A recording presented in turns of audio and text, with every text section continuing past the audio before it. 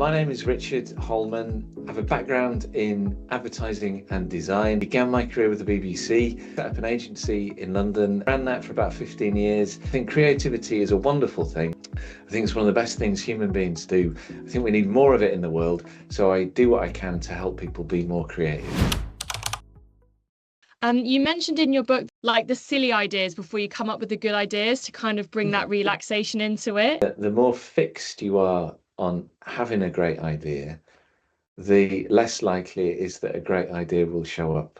People concern themselves with quality when in fact what they should be worrying about is quantity. Coming up with as many ideas as you possibly can, then inevitably a few of those will be really good. You immediately put yourself under pressure and make yourself feel stressed, and stress and pressure are no good for creativity or for the neural pathways that deliver creative ideas. What is the worst idea that I can come up with? And that removes the question of quality. It can often lead you on a path towards an unconventional idea. Do you think that you know yourself if it's a good idea, or just from judgment of others? The moment where you have an idea, that moment of inspiration, and you kind of fall in love with it. So you need to fall in love with it a little bit so you can nurture it. Always be looking at great work, be asking what makes it great. Simplicity, originality, truth, craft, and reward. Is it simple? Can I describe the idea in a single sentence? Does it feel a little bit different to anything that I've seen before? A valid and powerful insight, engaging and surprising and enjoyable. It gives the audience something for the time that they spend with it.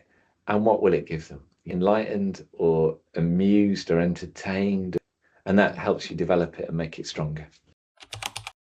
So what would your advice be on having confidence in your own work? It's very difficult, if not impossible, to successfully pitch an idea you don't believe in. If you don't love your idea, the client won't love your idea. The question of confidence is really pertinent to creativity. Rick Rubin acknowledged in his recent book, creatives are sensitive, which is what enables creatives to make work. There's a vulnerability. You're more attuned maybe to feelings and emotions and experiences. The thing that enables you to make the work you do, and find ways of managing that. Making creative work is about doing something for the first time, or try to do something that hasn't been done before. The work that AI makes is by definition derivative, derived from the patterns of things that have come before. And creativity is about doing something for the first time. Now, AI could accidentally generate something which is really innovative and creative, I think, but it would still need the human editorial hand to notice the value of that thing. Human creativity will always win out. I think in terms of how we work, it can be a really helpful tool. It's going to make for a very tumultuous few years. You know, the best work is always work that is different and distinctive and original. You have to push for that thing that is really different, that AI couldn't generate. Got that ingenious kind of quirk that we've not quite seen before. Yeah, that cheeky insight that it wouldn't know to think of. The lived experience that we carry as warm-blooded animals will always give us an advantage over zeros and ones. What would you say would be something that they should do to maybe stand out from the crowd or make themselves more individual? Self-reflection is often quite a good thing. Why are you doing what you do? My rationale was to create work that had intrinsic value. It made people laugh, or it made them think differently. It had some reason for being in the world. It gave you something. Look at great work, try and understand what makes it great. Find your own set of creative values. Make sure that you're able to express those. And I think that's a good way to be distinctive and, you know, authentic.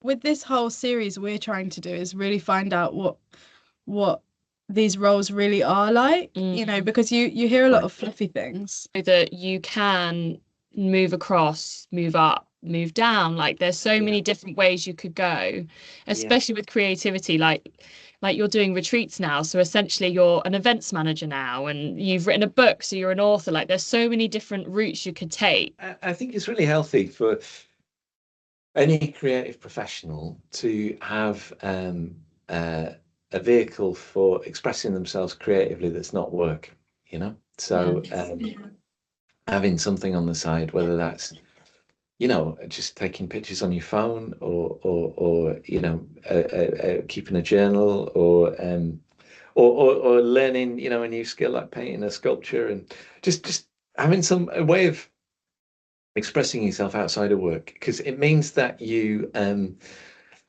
whole sort of creative self is not in work, so you're less vulnerable because you've got this thing going on outside of work.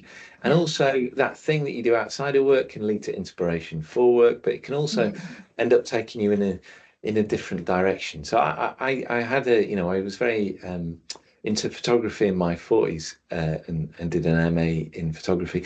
I was doing quite a lot, and then the pandemic happened, and my thing was traveling and photographing people, and so I sort of stopped then. But I've always written bits and bobs, and been into words and reading and stuff, and written articles, and that ultimately led to me writing the book, which was the thing that I'd wanted to do but wasn't sure that I would. That's brilliant. I mean, I guess we'll close on our last question. 3 adjectives that describe your, I guess, your role or your life, because you've done a range of things. Yeah. You did warn me about this. And challenging, illuminating, and rewarding. That's very nice.